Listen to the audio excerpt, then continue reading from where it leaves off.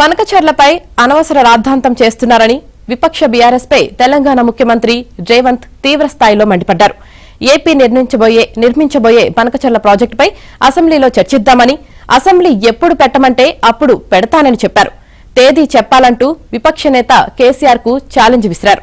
నాడు సీఎం హోదాలో కేసీఆర్ ఇచ్చిన సలహాతోనే పనకచర్లకు దరిద్రం దాపరించిందన్న రేవంత్ ఆగ్రహం వ్యక్తం చేశారు. ఇప్పుడు హరీష్ రావుతో మాట్లాడించడం కాదని, దమ్ము ధైర్యముంటే కేసీఆరే చర్చకు రావాలంటూ సీఎం రేవంత్ బహిరంగ సవాల్ విసిరారు.